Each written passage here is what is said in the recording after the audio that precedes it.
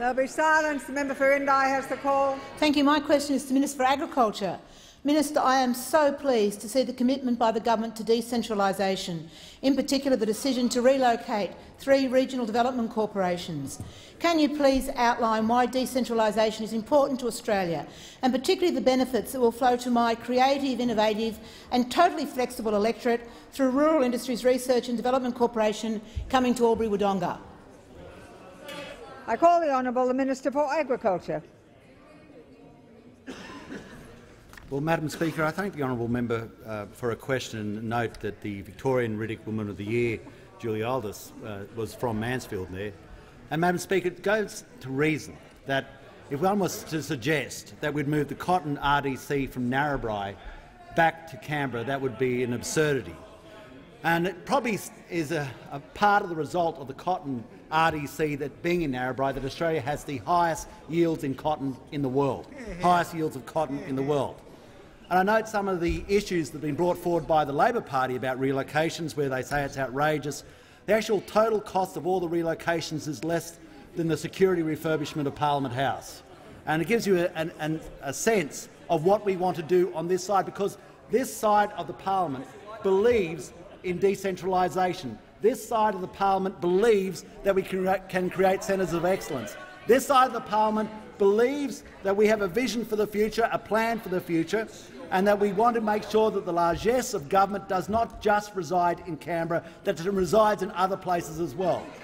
And I also note, Madam Speaker, I note that the discussion is happening in Canberra right now, and it's a great city and will continue to be a great city, of about a light rail that will cost in excess of $700 million.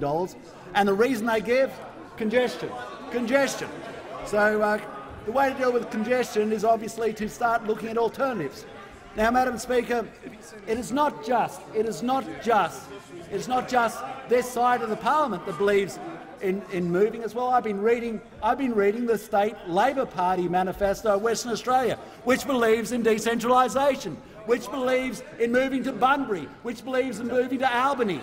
But of course, that view is not held on the other side of the parliament. So, Madam Speaker, what we want to do is make sure that we go about the process of giving tertiary students, university students, a line of sight to a career in agriculture, so that we can duplicate the great success that we've had in places such as Narrabri in other towns. And might I also remind people on the other side that although they mightn't support relocations, their state. The honourable member's time has. No, it hasn't. No, it has not. Oh, I'm sorry. The member for Indi on a point of order. Yeah, I was just making a point of order about the relevance of the question, the answer to the question.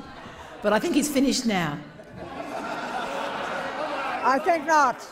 I think the minister has the call. No, I'm not. So, Madam Speaker, I think it's very important that we understand that it's Labor Party policy to relocate. Here it is. They're off to Albany. No props. They're off to Bunbury. They're off to everywhere, but they're not off to very many places in this joint.